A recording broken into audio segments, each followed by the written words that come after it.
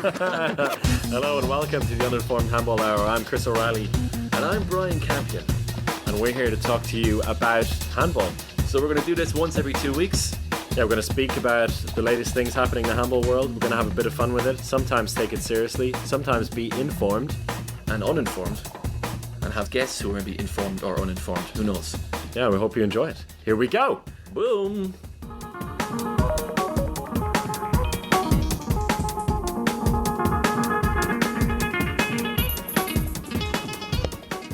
Boom. We made it. Where did we make it? We made it to our first handball podcast, the first edition of The Uninformed Handball Hour. In brackets, because it may be informed, it may not be informed. I think you take the role of the informed and I take the role as the uninformed. Of the Okay. Right, well, here we are. So, Brian, season's coming up. What have you been missing most about the summer? And what are you most looking forward to in a couple of weeks when the season really begins? What I'm looking forward to most is, can I predict the winner of the Champions League like I did last season again? Because I predicted a long time ago and was made fun of and ridiculed by a lot of different people on Twitter that I picked Vardar to win the Champions League. So I'm looking forward to finding out, can I do it all again? Coming up, we'll have Rasmus Boysen, Danish handball player and the creator of handballtransfers.com, join us for a chat. But first, it's just you and me, Brian. So how's this going to work? Well, Brian, I'm thinking, you and I have had very comfortable handball chats over the last 10 years or so, more comfortable than this one right now. So we're going to get better at it. I think when it comes to podcasts, I've heard that it takes 50 podcasts to really sound good. So we get this one over with, another 49, and at some time in 2019 we'll be good to go. But this one, we're going to talk about the big topics that have happened over the last week. We'll have a look at the handball websites, see what they're talking about, and maybe have a quick look at the opening day of the Seha League, which, if we flick over to ehftv.com, is on for the very first time. By the way, that wasn't a plug. You just told me that for the first time that the Seha League now is on EHF TV. It would be a very good plug, but I don't think I get paid for that. We don't have sponsors yet, do we? No. Okay. No, to be confirmed. And, maybe in 49 episodes' time, be good to go. So let's start though with what happened a couple of days ago, and that was the end of the Super Globe, the fabulous competition, which doesn't need a sponsor because it's got all the money in the world. And it took place in Doha once again, and the final was played between two teams that have won it twice before, the two-time defending champions, Fuchs Berlin, and FC Barcelona Lassa, who've won it twice in the past, and they won it again. Did you watch it at all? Did you watch any of the matches? I didn't. No. Oh, that's sticking right down into the uninformed section. I tell you what I did watch, though. I watched the highlights on their Facebook page. That's what I watched. Very good. But can I ask you a more general question here about the Super Globe? Is the handball world a better place with or without the Super Globe? The handball world is a better place with it. Why? Because it gives teams like Sydney University Handball Club, it gives them a chance to actually play in front of a global audience, which only happens for the national team players once every 2 years if they're lucky enough to qualify and make the national team. The Australians don't have that anymore. They're pretty screwed, to be honest, when it comes to international handball. So what works for them is to get all of the best foreign players into Australia and get them to play international handball for a club team. So it's basically only good for the teams who come 5th to 8th. Well, don't forget Al Ali, who finished 4th, respectively. I think they lost by 15 goals or so to Al Sadd. Florida. No. Al Sadd, sorry. However, you have to look at Fuchs Berlin and the fact that they won for the last 2 years. True. They got into it on a wild card a couple of years ago on account of them winning the EHF Cup. They won it. They got about €500,000 out of it. And the fact that is, for a handball club, is amazing. And also that year, the Sydney club actually won a game. They won their quarterfinal, got to the semi-finals, and they got a big chunk of money out of that as well, which for handball in Australia or any English-speaking country is unheard of. And then the next year, Füchse Berlin got back into the competition on account of winning it. And they won it again, beating PSG. And they, for a team like that who are constantly frustrated, I think, in Germany, always finishing 4th or 5th behind the real big teams, the big three, which we could talk about another time, but that's under threat this year, I think. But Rhein-Neckar Leuven, THW Kiel, and Flensburg have been qualifying for the Champions League non-stop. They're really flying the flag for Germany internationally, whereas Füchse Berlin, despite all of their ambition and the undoubtedly strong team they have been stuck in the EHF Cup, and that for them was a real bonus to get into it in the first place, the Super Globe, and they're in it for the 3rd year now, and they got to the final once again.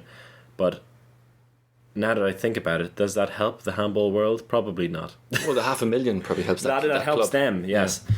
But your question is whether the handball world is better with it or without it. I would say it is better with it, but not in Doha. Yeah, I think the general opinion of it is that people just think it's a little bit silly. I think it looks great. I mean, the branding and everything else looks really super, but the stadium is empty. They're playing to like 50 people and they're winning €500,000. Yeah, that's true. It's a little bit of a weird kind of... Yeah, I mean, the only club that has any real fans at it are the Tunisians, for some reason. I think that's because a lot of Tunisian people live in Qatar. Yeah. They have a nice crowd at the games, but besides that, and you see the winning team's photo from a couple of days ago, and Barcelona are lifting this trophy with gold glitter flying around, sheiks in every corner of the picture, but behind them, empty seats. Yeah. So, yeah, I think it's maybe time for a move somewhere else. Where would you put it? Oh God, I don't know. But definitely time for a move somewhere else. I mean, but there's obviously a reason why it's in Doha every year. Well, the money, I suppose. Yeah, I suppose the money for the winning team and all the other teams comes from some sort of Qatari sports organization, and that helps them get the rights to host it. I'm not sure if the IHF are putting up the money for that. It's a good question. And they can keep using the facilities from the World Championship. Yeah, and it looks, like you said, it looks good, but the venue and the hoopla about it seems a bit superfluous to me. Yeah. And so... And who would want it as well? Yeah, I don't know, Barcelona. They want the Final Four, don't they? Maybe when they get the new hall, they could have it. But maybe we could bring it to Tunisia, or as our friend Marcio said yesterday, Angola. Oh, not so sure about Angola. That's true. But maybe that's the Portuguese perspective. Do you see a future for it? Well, a short-term future, yes. So over the next 10 years? Yeah, 5 to 10 years. But it also depends on how the future of the Champions League looks, and whether that develops into some sort of closed franchise-like competition. And if it does, then why not start allowing teams like the Tunisian club or Qatar's finest or even the Iranian club, bring these clubs into it as well. You know, you're seeing in rugby now, in the Pro 14, which once upon a time was just a competition for Irish, Welsh and Scottish teams, is now including 2 South African teams this season. So the 14-team competition now has got 2 South African teams in it, and the logistics for that are going to work out, hopefully. You would assume so. How they're going to work it is they're going to send all of these European teams, when they have to play an away match in South Africa, they'll keep them there for 2 weeks and play both away matches in South Africa, one after the other.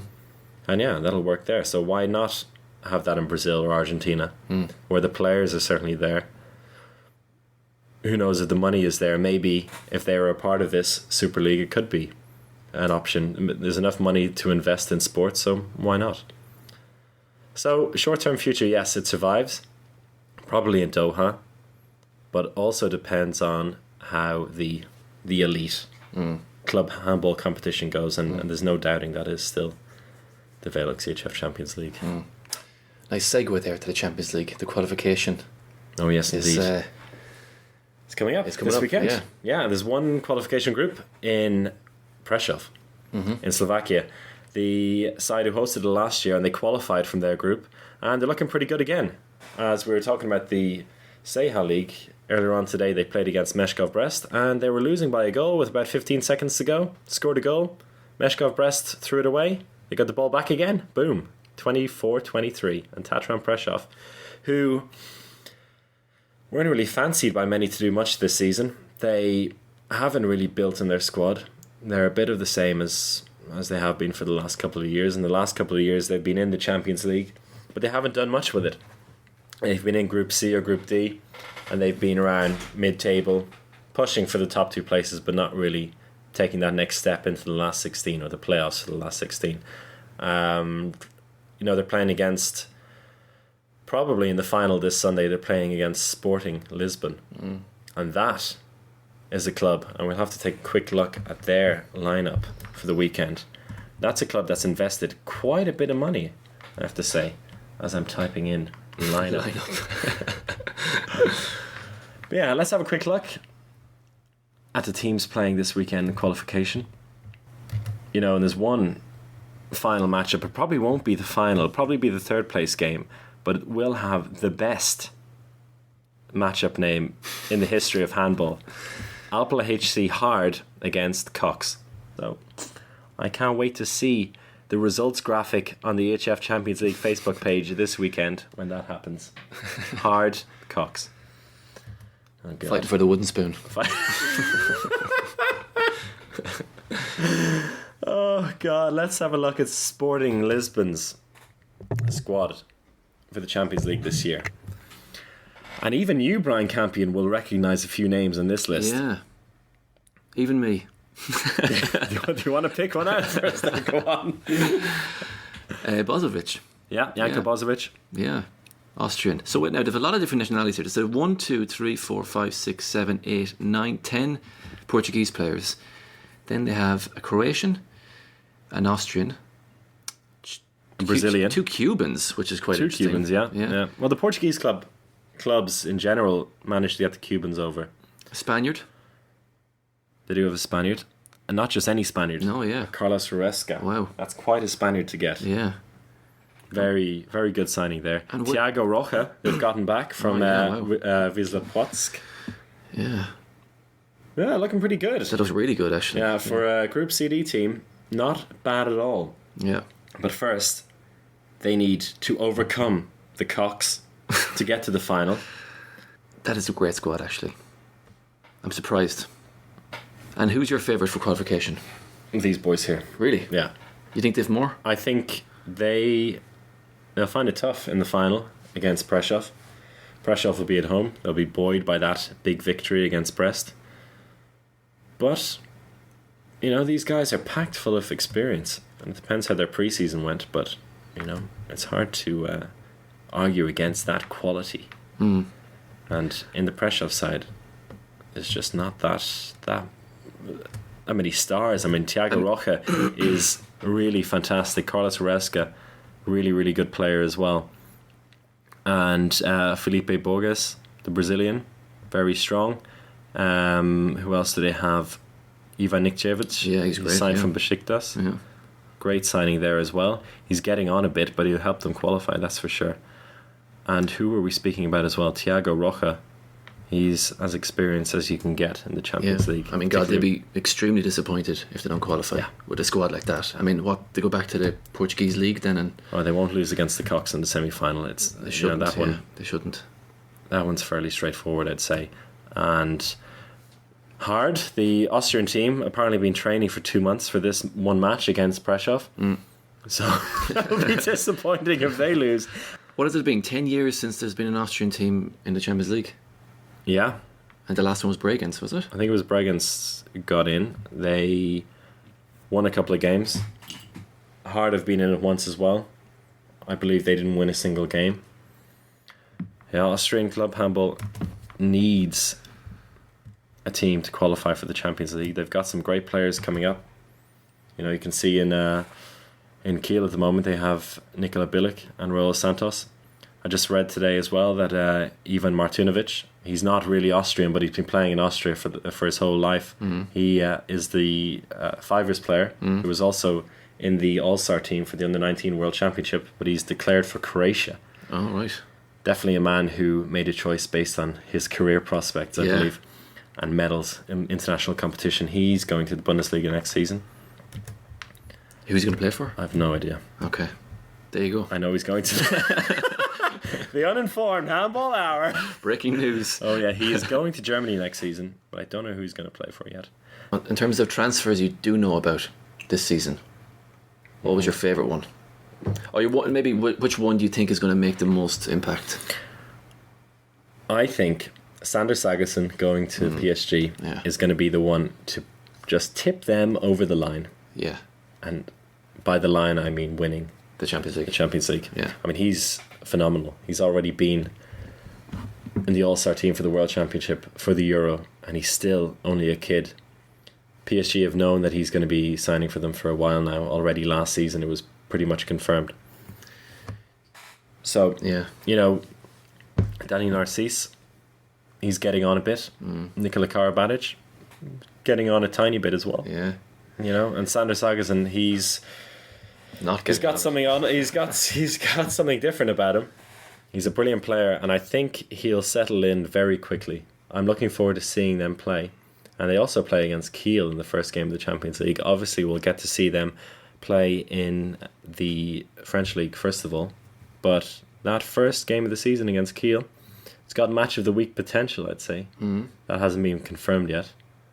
But you never know. When this podcast is out on the 14th, we could be looking forward to match of the week with PSG against Kiel. And if that's the case, I'm pretty sure we'll have Tom O'Branigan on the podcast with us. If you haven't listened to that already, well, listen to the rest of this. I can promise you it'll get better by 2 weeks' time when Tom O'Branigan joins us for a chat about the new Champions League season. This isn't so bad. Come on. It's all right. It's okay. Do you not worry about PSG's backcourt? Do you think it's not a little bit too saturated? Well, let's have a think about it. They have Mikkel Hansen. Yeah. Who's not out of his prime at all. No. He's fine. He's signed till 2020 as well, actually. 2022. 2022, sorry, yeah. And funnily enough, what I thought when I saw that, was like, all right, that's good that they're confident enough that PSG handball will still exist in 2022. Yeah. That their big money investors won't walk away by then. That's a good Maybe sign. a bit of a sign that they want to say, look, we're here to stay. I hope so, because it'll be very sad if that happens. Yeah. Jesus Christ. Yeah. Yeah, let's not think about that. That's what you're like. Anyway. Sander Sagosen, Mikkel Hansen, Nikola Karabatic, Daniel Narcisse. And then moving on to the right backs, we can really forget about them. That's the only... They've Lukas Stepancic. Yeah. And Nadim Ramili. It's fine. It's fine. It's unbelievable as well. I mean, saturated. I mean, if they were playing... I mean, if somebody gets injured, then they might be wishing that a Combray was still there, or Barragé didn't get rid of him. But 6 backcourt players like that...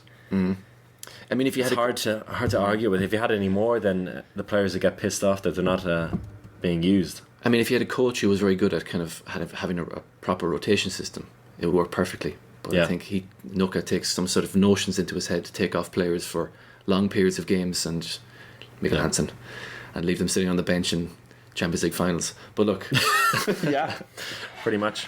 I'm just going to check if this is. Yeah, my God, 23 minutes. Jesus. All right, this might actually be an hour. Let's move on here, right? Yike retiring? Any comments on that? I think it's a very good decision, because I think he never really recovered from that injury, and he was in the perfect club for rehabilitation to kind of get him better in a league where, I mean, let's be honest, you have a lot of games which are fairly straightforward, and you have a lot of time to recover and recuperate, and he never seemed to really get over that injury. Whether that was psychological or that really was something to do with him not feeling right physically, I don't know. But I think, I mean, he had one good game last season in the Champions League. I wouldn't know really how he did in Asobal, but I mean, does it really matter for a player like that? Yeah. I mean, he was such an influential player, and like you said, there was really no excuse for him not to take the time and work with that amazing backroom staff that they have to get fit again. Obviously, they tried all they could, but the best they could deliver was a defensive player. Yeah. He did score a fast break goal in the final four, Yeah, which was okay. but But besides that, the memories of him in Kiel, Yeah. I mean, how dominant he was, and he was like the best player in the world, basically. Yeah. And he went from that to being, I mean, barely getting court time for Barcelona. yeah, it's sad to see someone like that. You know, like you said, he dominated in attack. He was a brilliant player, and then in the last season, he just, when he recovers the ball in defence, or when he's given the ball in defence, he just plops it onto the next guy and runs off the court. Yeah, So yeah, right time for him to leave. I think so. And Sad. what's he going to do now? Coaching, maybe? I don't know. I think if I were him, I'd take a bit of time off from handball. Yeah, we were talking about transfers though, and you asked me about my top transfer of the year. I'm going to give you a list, Brian, of 100 top transfers. Okay, so this article is on Handball Planet, Yeah. and it's a list of 100. So the title of this is Top 100 Transfers Summer 2017-2018. And number one here is Alex Dushabayev, which I think is fair enough. I mean, it's between him and Sandro Sagosen. I mean, that they are the two biggest transfers of the I believe anywhere I've seen any transfer overview, it's been between these two guys as number one and number two. I think not just in terms of how much impact they'll have in their clubs, but also just like the name Yeah, as well. Dushabayev just became a Champions League winner. Going to join his daddy yeah. in Kielce, and is soon going to have his baby brother join as well once he learns how to play handball in Slovenia. And yeah, I mean, That's Kielce with 2 in the top 3 as well. yeah, Yeah, Blazjanc, yeah. amazing player as well. He is actually a very good right back as well, but he'll be thrown out to the wing. I believe Tobias Reichmann is left, as you can see from number 4 there. He's left Kielce. He's gone to Melsungen, which means there's a gap in the right wing for Janč. So it's him and Darko Djukic. Darko Magic Hands Djukic, I believe you named him once upon a time in a video. And yeah, I mean, that's looking pretty good. Kielce. That's a serious injection of youth into the team. I think which they Absolutely. really need, because there's a lot. In fairness, there's a lot of dinosaurs hanging around in Kielce. Yeah. I mean, I still think they can do a lot, but I think they need people like Dushabayev and Jans in there. Yeah, there's only so much longer. Karol Beletsky Yeah, and Michał Jurecki and Slavomir Šmal can especially keep going. especially with one eye. Yeah, that's true. Also in the fabled Handball Planet, they found a little rumour that Andy Wolf is going to join Kielce. He's going east, apparently. Well, it is technically, east of Germany is Poland, so yes, he's going east. Yeah, it makes it seem like the far east here. For but 2019, right? yeah, Andy Wolf, he, for some unknown reason, revealed over the summer that he wasn't really happy with his playing time in Kiel and was hinting at a move away.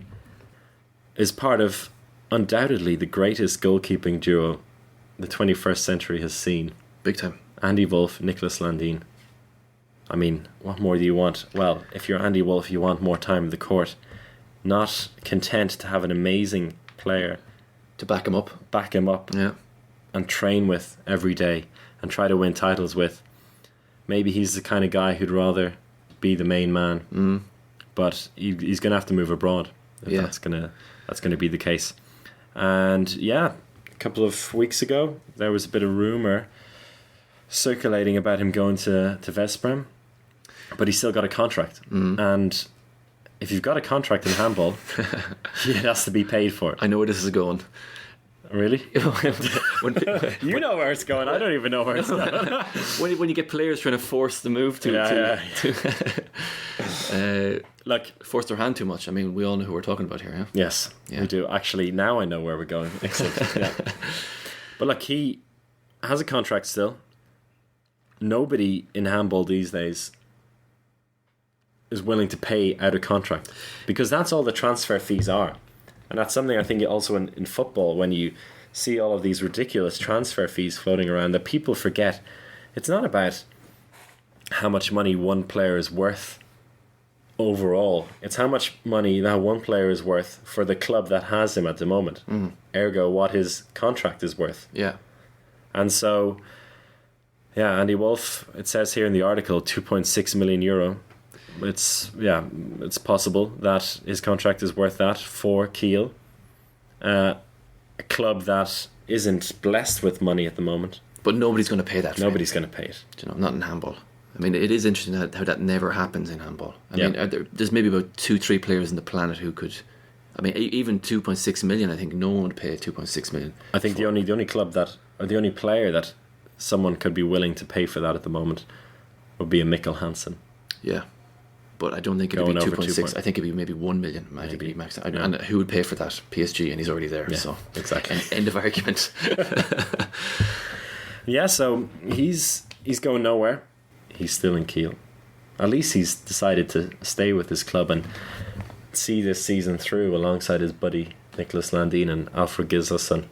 Unlike a certain other player who's decided he's not going to, grit his teeth and bear the agony of getting paid lots of money to play handball for a year. What do you think about Aron Palmerson and his year-long holiday in Iceland? I think what surprises me most is the fact that he's just allowed to do that. That there's no other kind of weird kind of legal battles or anything like that he can just basically sit up in Iceland on his own. I mean, he's probably training there, but he's definitely not training every day of the week. I mean, he's training, twice a week to keep his hand in. I don't know what he's doing, but it's amazing that they allow that to happen. And he can just kind of basically say, I want to transfer, and they say no, and then he just goes, all right, I'm not coming home. I'm just going to stay home. I'm not coming back to Veszprém. Yeah, and I mean, for someone who's 27 as well, I mean, it's a waste of a year. He's at the prime age of a handball Absolute player. 27, 28, 29 is like the prime age for most handball players, especially backcourt players. And he's just there. He's going to be sitting at home up in Iceland, doing who knows what. Yeah, not playing for Veszprém. And fair play to Vranjes for standing up for himself and for the strength of the club over the power of one man. Yeah. And for Vranjes, who's just come into the job. Do you think he had to do a club? Yeah. Well, he's just come into he was faced with this dilemma, and he showed a real steely attitude towards it, saying, you know what, I got an amazing squad here. I've got 2 centre backs. They do, yeah. One of them is very young, this Matthias Dury, but is a all-star centre back in the Under-21 World Championship, a really strong player, and they've got Matti Lekai. He just says, yeah, stay at home. If you don't want to play for us, we don't need you. You'd wonder what would have happened had he been the coach for 2 years, 3 years at Veszprém, and then this happened. Whether he would have went kind of, no, look, we'll try and sort this out, try and get him back. But the fact that at the timing of both of those things that had happened, Palmerson wanted out, he was coming in, and it was kind of like he almost had to kind of put his foot down. He could show no weakness. Exactly, yeah. I think there was a bit of that also in it, too. Yeah, maybe. And now, nobody's won this little argument. At the end of the day, Vranjes looks good coming out of it. Definitely. Palmerson looks stranded. Like stranded on top of an Icelandic volcano. And he's got to wait a year now. And look, you think Barcelona really want a player like that? Maybe in a year's time, when his contract is up. Yeah. But then he's coming to Barcelona. Look at him and say, well, this is the attitude you have. Well, also you haven't been playing for a year. Yeah. But it's not the team player attitude. It's not the Barcelona club attitude. I mean, more than a club. Of all clubs that you don't do that in, it would be in Barcelona as well.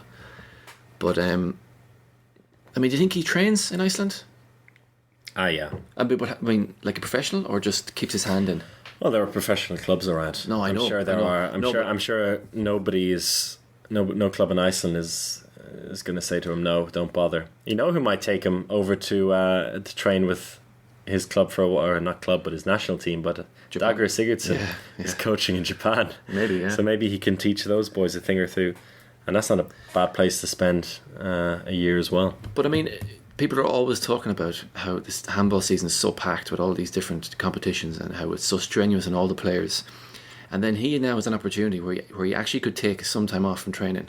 Do you think he actually would step back from a little bit? Because I mean, if that was me thinking back, and it was these season after season after season of all these gruesome kind of leagues and cups and whatever else, and now you have the chance where you can just maybe train once, twice a week, keep your hand in, and just kind of recuperate and let all the little niggles and injuries kind of heal.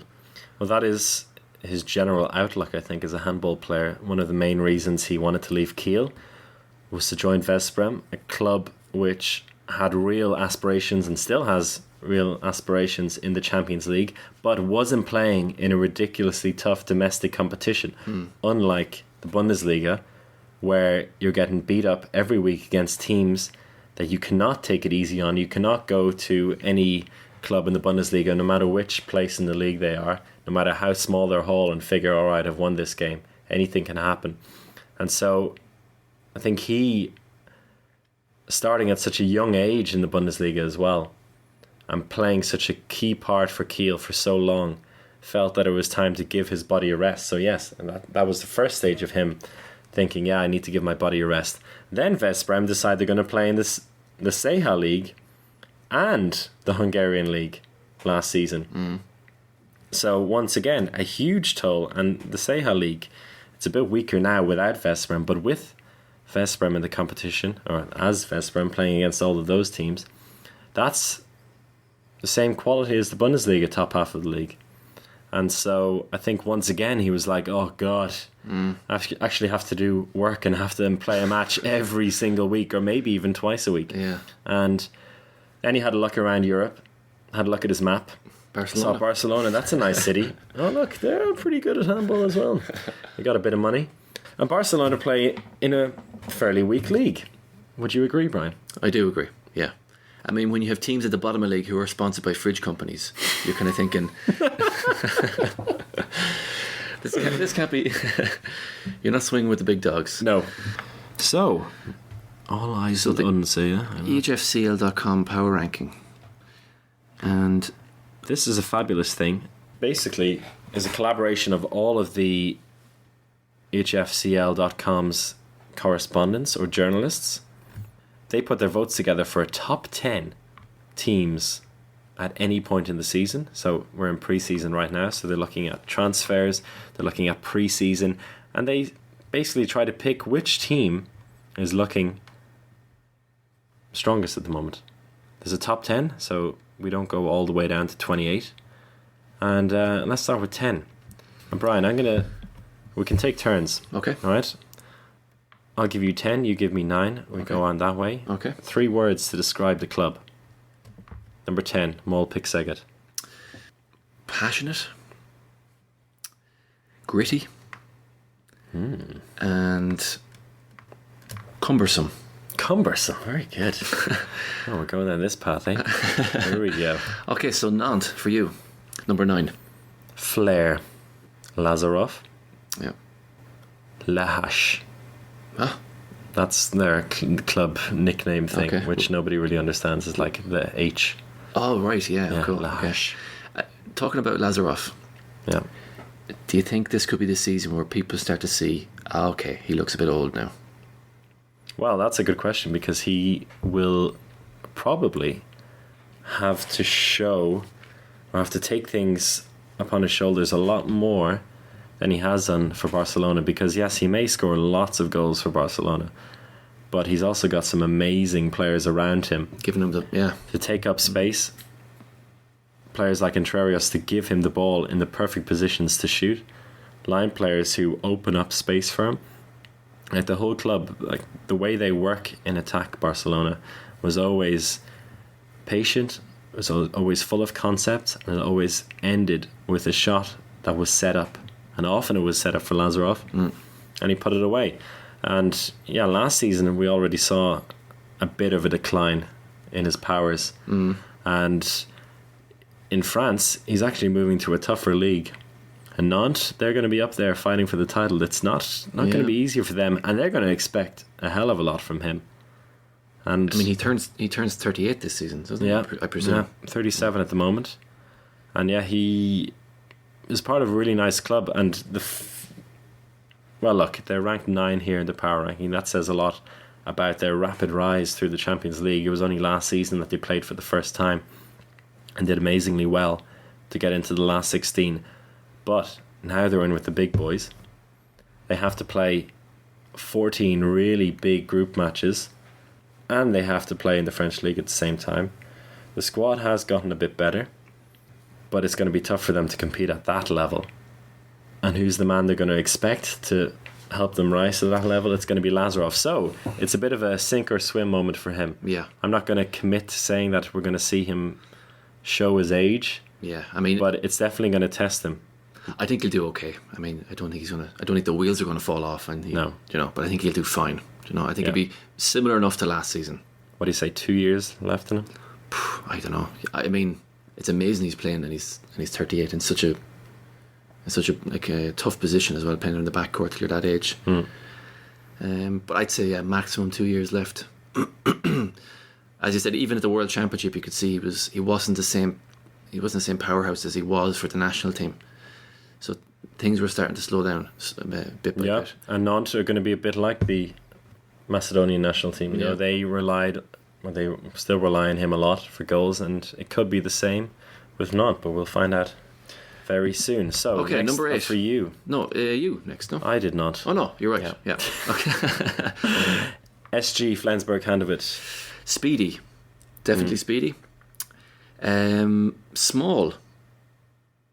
I think the players just seem a little bit small in stature always. Small, speedy players. Yeah, Eggert, Swan, Mogensen. Yeah, Eggert's gone now, of course, yeah. And lacking a coach. It's not one word, but okay. Coachless. Bit harsh on Mike, but I don't know what he's going to be like, but I mean, I think Varanjes really is the kind of coach who would really lift a lot of average players to a different level. And I think, honestly now, I think Flensburg are going to be a little bit non-existent in the Champions League this season. Just my opinion. Not a bad call. Don't get annoyed at me now. All you 4 listeners out there. Vesprem, number 7 for you. Bulky. Good. I agree. Frustrated. Always frustrated. Especially the Croatian part of their squad. Inspired now that they have Varanjes. Yeah, good. Number 6, Ryan Neckarleuven. You're getting the Germans here. Cocky. Stubborn. And Swedeless. Oh, I'd love to get Kim Ekdal-Durier on the podcast at some point. I mean, that was one from of the his most island in the Bahamas, wherever he is. I mean, that was one of the most fascinating decisions I think a professional handball player has ever taken. At that level, just to go, nah, I'm done. I'm going to go off, travel the world. See ya. Good luck. I'm done. I really want it. And he's the same age as we are. I mean, it's incredible. Yeah. I can't imagine if I was any good at handball to actually earn money from it, to want to step away at that age. But there's only one man who could tell us why, and hopefully one day we'll get him. That would be great. It would be great. Yeah. Okay, Kiel. For you, number 5. Young. Underdog-ish. A kind of underdogs this year. Right. With the players they've got in. For what, though? For the Champions League. Okay. Yeah, for the Bundesliga? Top 2. Top 2, because on that Sky programme earlier in the week, they were all saying that Kiel are going to do it this season. And I don't really see, I mean... That could be based on the fact that, as you said, Flensburg have gone down a bit in everyone's estimation as a squad. And Ryan Leuven, they've lost Ekdal-Durier, haven't really replaced him. They have got Jerry Tolbring in on the left wing, who's an amazing player. But I think they're still just about the strongest squad. And I would choose someone like Ryan Leuven. Yeah. I would choose someone like Andy Schmidt to lead them to a victory, rather than someone like Miha Zarabets or Nikola Bilic or Lucas Nielsen, who are all amazing players and are really exciting, but aren't quite there yet when it comes to winning a Bundesliga, I believe. And also Duvniak is out for the first few months as well, which could actually be a huge thing in the Bundesliga. I mean, if they lose a lot of points early in the season, you know how close it is at the end. It could be a factor. That's my third word. Depleted. Depleted. Okay. So what was the first? What were the first two again? Young, depleted, and underdog-ish. Underdog-ish. Okay. Yeah. So number 4, HC Vardar, defending champions. Ambitious. Dogged. And hefty. Good. Yeah. What do you think? I think you were the one person to back them. I think for Champions League victory last year. You annoyed everyone else with your optimism on the CL forum back then. Are you gonna hold on to that optimism? Can they do it again? No, I think they've quarterfinal written all over them. I think when you win something like that, and it was, in fairness, it was fairly unexpected, and you do you pull off such a major kind of I don't know if you call it a coup, but it was a big surprise. To do it all again directly the next season, I think it's a little bit too. It's a fridge too far, as Homer Simpson would say. No, I think it is, they have quarterfinal written all over them. I think even teams like Kielce, I think would be a good bit ahead of them this season. Yeah, it's the champions' curse. Champions just don't win it again. Yeah, yet to be done. Yet to be done in the Final Four era. Yeah, Kielce number 3. Redemption. Dushabayev, dark horses. Dark horse with a hyphen is how that turns into one word, in my opinion. Okay. Amazing, it can be a dark horse, and you won it 2 years ago. That's why it's all about redemption, because it was so bad last year. Yeah. Getting knocked out in the last 16 to a team that came from Group CD. Yeah. I mean, fair play to Montpellier, it was fantastic, but Kielce from the very beginning never looked like champions. So it is about redemption for them, and yeah, I think dark horses. They are number 3 here, which suggests anything but dark horses. I think you have to be outside the top 6, but I think if we have a look at this again after 6-7 rounds, Kielce will be tipping along nicely. Nobody will be really paying attention to them, and then in the knockout rounds, they'll come to life. Not saying they're going to win. They're dark horses. Final 4 participants, that's for sure. Number 2, FC Barcelona. Catalan. That makes a difference. Yeah, you know, they're their own thing. Yeah, they're their own entity. Lanky. Seem to have a few kind of, I don't know, lankyish players, and Dika Mem, Lasse Anderson. Nice kit. Let's just say. Yeah, Kit. I like their kit this season. It looks sharp. That's not one word again, but I'll put a hyphen in there as well. Nice kit. Or kit with a smiley after it. How about that? Okay, then it's just one word. Or with an emoji with the sunglasses. Exactly. Yeah. There you go. Yeah, cool. But I do like their kit. I think it looks very nice. And lastly on the list, number 1, no surprises, PSG. Rich, bolstered, favourites. Boom. So there you have it. The power ranking. Do you agree with it? Well, with number 1, yes. Number 1, yes. Because I wouldn't call them favourites otherwise. Yeah. And I think top 3 is very difficult to argue with. One team I'm disappointed with in the ranking is Veszprém. Number 7. It's a bit low for my liking. Especially with Ranya's coming in. I would have said Veszprém number 4. I mean, honest. Yeah. What does the article say? Does it mention Palmerson? Yeah, in the first line. Had it not been for the Aaron Palmerson transfer saga, there you go, they would be rated higher. Yeah, fair enough, I'd say. But still, like we said earlier, they've got some pretty decent playmakers anyway. And just look at that squad. Crikey. It's amazing. I remember last season when they had that unveiling of the new signings, and it was just like, I can't believe they're bringing all these players in. It's an all-star team. It's going to be very interesting to see. I think they will have a lot of pressure on them to deliver, as there always is. Maybe they'll take it easy on Vranjes because he is like the messiah for them. Even last season, when he came as Flensburg coach, they were applauding him. Yeah, which is odd, but yeah, I'm looking forward to seeing his first match against Flensburg as well. That'll be an interesting occasion. That's round 2, I believe. Besides that, Szeged always seem to be 10th for some reason. They're just outside the quarterfinal places. Nantes, a bit of a surprise to see them up there. If they finish in the top 5 in their group, then yeah, it's a good job well done. But besides that, I mean, a club that is usually in the power ranking around 9 or 10 is Zagreb.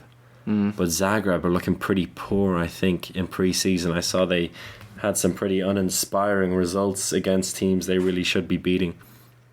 And last season, they didn't have a fantastic season. They were struggling pretty much non-stop. It took a couple of inspiring home victories for them to sneak into the last 16. And I think that's the best they can hope for once again. In that Group A, Barcelona, they've no chance against. Vardar, no chance against. Rhein-Neckar Leuven, no chance again against. Płock, Szeged, Kristianstad, Nantes, and Zagreb will be fighting. Those 5 teams all have pretty much an equal chance, I think, of getting into the top 6. I would say Płock and Szeged are slightly ahead. And then Nantes, let's see. Kristianstad, always interesting to see. And then Zagreb, looking pretty bleak for the boys from Croatia. I mean, if there ever was a club, though, to find a talented mid-season, that's a club where it's going to come from. Yeah. I mean, they seem to have this kind of conveyor belt of young guys who come through and they just all of a sudden mid-season pop up and they're in the top 7, best 7. So, then they signed for another club. And then they're in trouble again. So yeah, I mean, in terms of the power ranking, I think when you win it and Vardar are third, I think it's always a little bit unusual, but I mean, for the first power ranking of the season, they should be given a little bit of a push up since they are the champions and all. But or they're fourth, sorry, fourth, yeah. So I mean, that's maybe slightly unfair. But I think there's very little to argue with there. I would have put Veszprém maybe up above Kiel and above Rhein-Neckar Leuven as well. But apart from that, I think it's pretty solid. Yeah. Barcelona there as well. We haven't really spoken about their team. Eurodolonec is in there as well. Pretty good. They won the Super Globe, of course. Yeah, this good. week. They're looking good. I think they deserve to be in second place there. I never would have predicted he would have signed for Barcelona. He doesn't seem like the type of player that Barcelona would look for. Yeah. Even. I mean, he's quite slow. He's very methodical in everything he does, and he's a very intelligent player. But he is, I think, on the slower side.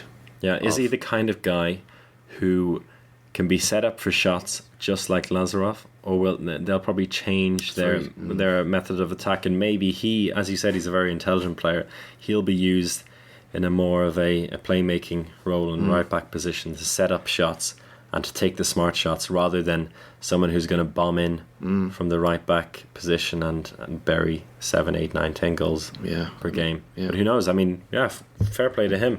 Could be a short-term deal, maybe 1 or 2 years, but nice move for him and definitely a nice move for Barcelona. Yeah. So that is that. Chris, what's next on the agenda? Next up, Brian, we have the one and only Rasmus Boysen, Twitter handball aficionado, transfer mogul, and Handball Transfer's creator and author. The man, the mystery, Rasmus Boysen. How are you, Rasmus? I'm good. Fine. Thank you. Rasmus, are you the only active player handball journalist that you know of? Yeah, I guess. If we go back to the beginning, where did you get the idea for this whole concept of setting up this Twitter account?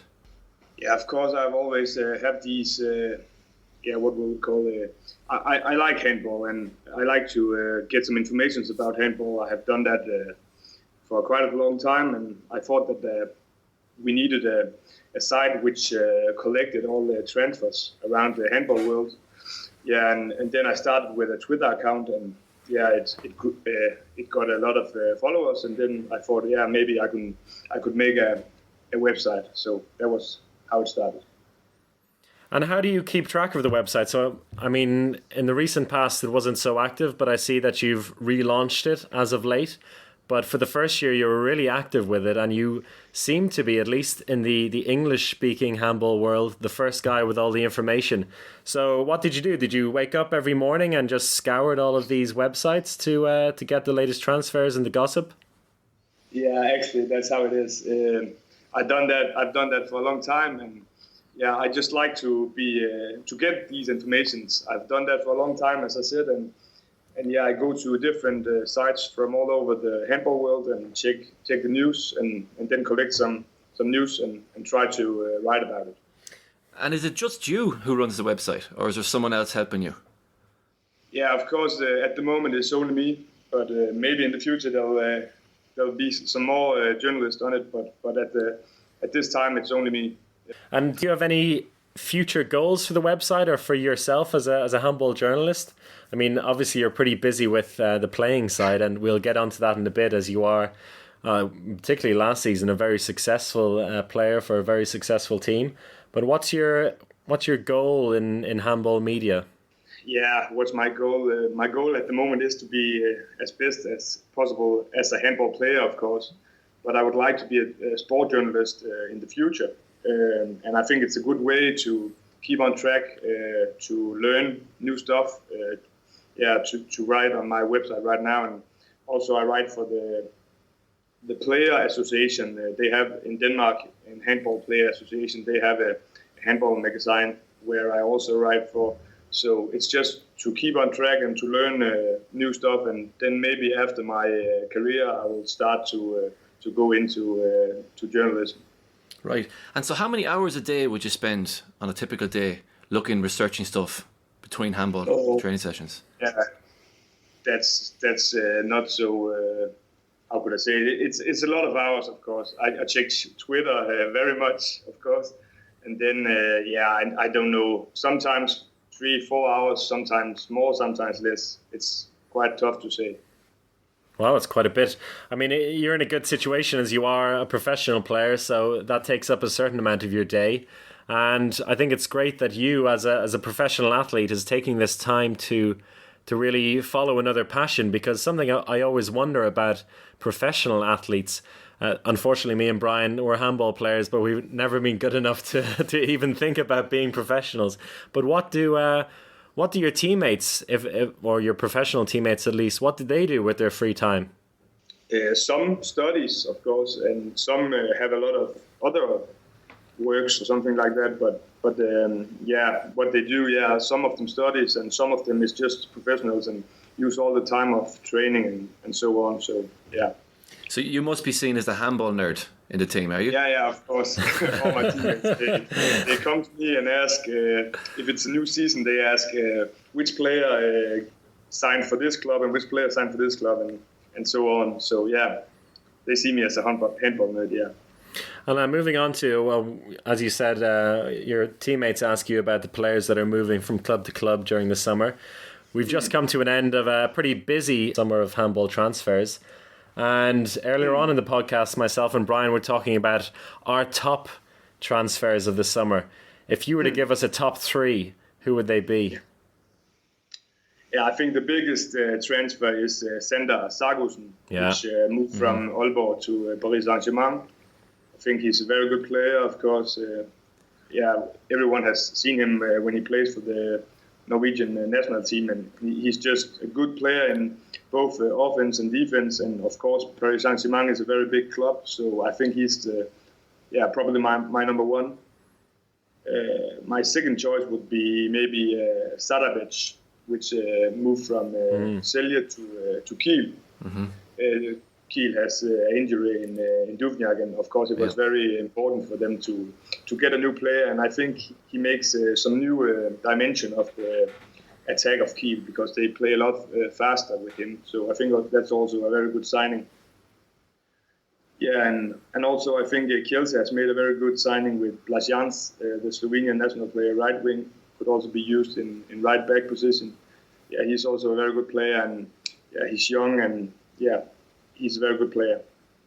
Well, thank God for that, because I think as far as Sagerson and Jans go, you agree with us and you back us up there. So if Rasmus Boysen says it's true, then it must be true. But just getting back to Sagerson there, and I wonder, because you've actually played against him many times in the Danish league, and we can all see as handball fans and handball journalists how special he is. But playing against him, can you pinpoint what makes him just so special at this young age? Yeah, of course, I've played a lot against him, and I have defense against him, 1-against-1. And I think the most important about him is that he can do everything. So if you do something, he can can play the ball to his wing, to his playmaker, or to the line player, but he can also shoot, and he can also break through. So the problem is that whatever you do, he can do something against it. So he's a very good player in offense, and of course you also see a lot of good offense player which not have the abilities to go to the defense, and he's also a very good defense player. So he's quite complete, I think. And of course, he's going to be playing in PSG this season. Do you think their offense is a bit, a bit flooded, let's just say, with talent? Yeah, I don't know what to say about that, because I think they play very slow. I saw them against Skjern in a preseason match, and I think the problem also at Final Four last season and in the Champions League, that they play a very slow but very physical offense play, and I think players like Mikkel Hansen and so on, they need a fast playmaker, and I don't see that playmaker in PSG right now. So I'm very excited to see how they'll do that. Also, I saw them against Nantes in the French Super Cup, and they played, I think, very slow in the defense, in their offense, of course, and I see that as a big problem for them. Yeah, it was an excellent performance by Nantes. Would you see PSG as the favourites to win the Champions League? Oh, it's always tough to pin out a favourite to the Champions League. I think we saw in the history that everyone who goes to the Final Four can win. But of course, they are one of the favourites. They have a very large budget, and I see them as maybe one of 2-3 big favourites who needs to go to the Final Four, where the other teams they can go to the Final Four, but PSG needs to go to the Final Four. Yeah, true. And if we look at, I guess, beyond PSG in the Champions League and sticking on the transfer topic, we were speaking about Jans, and also Dushabayev has gone to Kielce, and I fancy Kielce as having done probably some of the best business of the summer. If you were to look at all the teams in the Champions League, and I know it's very early to pick out favourites, but at least on the transfer side of things, which clubs do you think did the best business and got the right players for their team? Yeah, that's of course also very tough. As you said, I also think that Kielce has done a great job, has got a lot of young players, and they look good, I think. I also is very excited of Vestbrem with a new coach, and of course there is something about the saga about Palmason. He's gone, but I think it also will be fun to see them play in another way, and maybe, as I can hear, they have a new training culture, and that could maybe also be the thing who can get them to the top, I think. So they are also a very exciting team to follow this Champions League season. And what do you make of that whole Parmesan saga? What? Sorry? What do you think of that whole Parmesan saga, that whole problem? Yeah, of course. It's very tough to say something about it, but I think it's sad that a player like him in his best age won't play this season. That would be, in my opinion, very, very bad. So I hope they'll find out of something. Maybe Barca can pay some money for him, and he can go to Barca now. But I don't know. It's tough to say. Of course, you need to. If you have a contract, you need to fulfill it. So that's not so good. Yeah, exactly. I mean, we were speaking about it as well, and something that came through my mind is that Barcelona, looking at this as well and looking at his attitude and the whole thing, do you think maybe if they have to wait for an entire season and they look at it again next summer, considering that Palmerson has gone a whole year without playing, and he's also basically refused to honour his contract. Is he the kind of player they still want, like for the spirit of the club, or do you think they'll just say, well, he's just so good that we can't rise above it, we just have to take him on? Honestly, I always think I think he already have a contract with Barca for next season. So of course they also need to fulfill that. Yeah, and you don't pass on a player like Palmerson, I guess. I think he'll fit perfectly in the way of Barca, how they play. So of course I think he'll join them next season, I guess. And myself and Chris were talking earlier, and we were saying how that type of situation would never happen in, for example, football, where a player of that standard will be just left idle for a season and just let sit on the sidelines. I mean, do you see this changing in the future with more money coming into handball, or where do you see the future of transfer fees and all this type of stuff in handball? Of course, I think it's tough to say, but I don't think that this will be normal, that a player won't fulfill his contract. But yeah, of course, there's a lot of money coming into handball right now, a lot of people from outside who has a lot of money who put it in handball, and of course there will be some more transfers. So I think that's very good, and that's very normal for handball, that there will come some more money in it, I guess.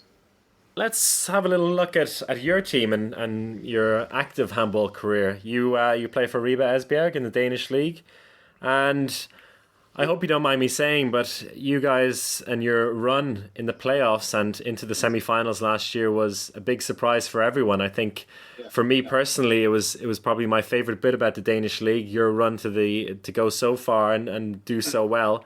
How was it in the team? I mean, could you guys even believe how well you were playing, or is it something that you always felt you had within the squad? It's tough to say. Yeah, of course, it was a fantastic season, but we also need to remember that our regular season was very tough. Almost not going to the playoffs was, of course, tough, and the club that I play in has never been in the playoffs before. So, of course, it was a relief to go to the playoff and to try this playoff type of game. And then when we got to the playoffs and won the first game and then the second game, and then we just started to think that we couldn't lose, and that's of course a very good situation for us. So of course, we also was sometimes lucky, and sometimes you have to be lucky to go to the playoffs and further go to the semifinals. But of course, it was a very, very good season for us, and we had a lot of players who played on a high level, and of course, we hope to can do that we can do that in this season also. And has your team had a lot of changes itself this season? Yeah, and I won't say a lot, but we have I think 4 or 5 new players and 4 or 5 players left. So that's of course some players. Yeah. Yeah, that's an easy article for you to write, I think. Yeah. It is. Have you ever considered or ever seen any articles or headlines about yourself and figured, maybe I should write something about myself, maybe put my club under pressure, or maybe have another club think about signing me? No, of course I wouldn't do that. even if you did, I'm pretty sure you wouldn't admit it. But something to consider. You can be your own agent. Yeah. But you have Mijas Vijay with your club this year, which I think is a very interesting transfer. How is he settling back into life in Denmark? I know he was there a few years ago with Bjerringbro. How is he settling into Esbjerg? Very good, I think. Of course, he speaks fluent Danish, and he knows a lot of our players from before. As you said, he was in Silkeborg 2 or 3 years ago, or maybe. Yeah, and I think he's a very good player. He has a lot of routine. He has a lot of experience. He has played in one of the best leagues in the world, and one of the best clubs in the world actually. And he's just a very good player. Would you consider him to be one of the biggest transfers of the summer in Denmark? I know a few players have gone back to Denmark, such as Eggert and Nodesbo, but Svijay is quite a young guy in comparison. Was it even a surprise for you when you heard that he was coming? Yeah, it was a surprise for me. I didn't know that he wanted to go back to Denmark, but as you said, there was also a lot of other big transfers but he's one of them, I think. And as I said, he's a very good player. But of course, he has a lot of experience, both international in the Champions League and also for the Slovenian national team. So he's a player who can guide the young players of our club also. And yeah. And he also brings a lot of social media presence with him as well, which is nice. Yeah, that's true. Are you going to be in one of his vlogs soon, or have you already? No, not yet. He has not made so many vlogs at this time, but hopefully I can join it. Yeah, of course. Yeah, good. And what about this season then? What's the expectation for the club? You have another tough season in the league ahead. You also have the AHF Cup this season. Have you set any pre-season goals? Yeah, we would like to go to the playoffs again. The Danish league is very tough. There's a lot of good clubs. I think there's maybe 12 clubs who hopes to go to the playoffs. And as you said, we also have the EHF Cup. And we can hopefully go to the group phase in there. And we have then we will have a lot of games, a lot of matches. But I hope that we can go to the playoffs again. That is, of course, our biggest goal. And then we saw last season that if we go to the playoffs, everything can happen. So, yeah. So are the extra games something you relish? I like the extra games. I hated 2 years ago when we don't got to the playoffs and we just had early vacation. I like to play games. Of course, it's tough when you get a lot of games. Some of the teams in Denmark last season, some of the players just played like 70 games per season, and that's, in my opinion, way too much. But that's another debate. But of course, I like to play handball. I like to play matches. That's why I play handball. So of course I like it. You, I guess, only have half the work to do, right? Because you're a defensive specialist. Yeah. For me, it's not so tough. But that you are. I guess you would consider yourself a defensive specialist. Am I right? Yes, that's true. And how did that come about? Because I'm always interested in how players become either a defensive or an attacking specialist. Some people don't want to play in defense at all. How about you? Did you, I guess as a younger player, you played both ends of the court. Did you figure at some stage in your career that you would progress most if you put all your eggs in the defensive basket? Or did it just happen, game by game, that the coach decided to put you in there instead of attack?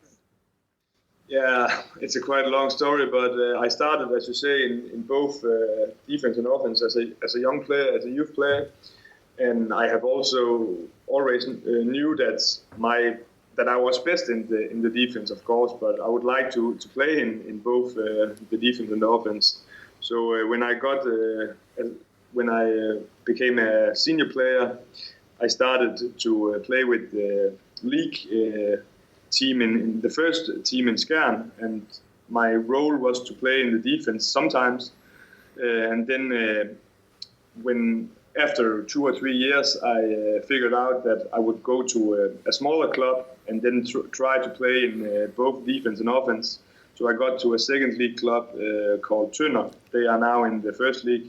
And I played both in defense and offense and made more than 100 goals in a season. Not bad. Yeah. And then I got a contract in my current club, Ribe Esbjerg. So I started to play in Ribe Esbjerg both in offense and defense. And then after 7 matches or so, I got a bad injury. I got a knee ligament injury, and I was out for a year. And then I came back last season, and of course, my mobility and my speed and my technique in the offense is not as well as it was before.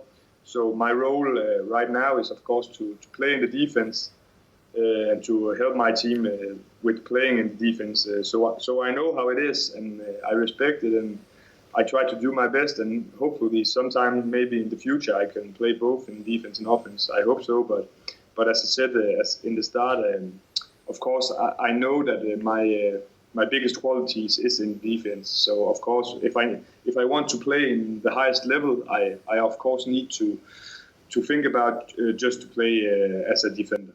I seen a video last season, I think it was in the playoffs, where you scored a fast break goal as well, so we know you can do it. But it's good to hear that perspective, and the way that you're thinking about it and the way you're approaching it seems very level-headed and seems to be the way to go. So despite the break, we can expect a lot more from handball transfers on Twitter this season. Of course. I just took a long vacation. Yeah, a long-deserved vacation. Since you're doing it on your own, it's a very difficult task. It's like it looks like the job of about 3 men, and you're doing it on your own. Plus playing professional handball, so it's very admirable. Thank you. All right, Rasmus, thank you very much for joining us. I hope you enjoyed it. It was a pleasure for us to have you on, and hopefully we'll get you again during the season, as long as more than 5 people listen to this, and it's worth doing. We might see you score a few goals as well, who knows? I hope so. All right, take care, man. And thanks again. Too. What an absolute gentleman. Rasmus Boysen, ladies and gentlemen. Yeah, thank you to Rasmus for joining us, and I hope you enjoyed it. Our very first Uninformed Handball Hour. You can get in touch with us on Twitter at Handball Hour. You can also find us on Facebook, and hope you'll join us for the next one. See you later. Peace. If you enjoyed that, make sure you subscribe, and you'll hear us once every 2 weeks.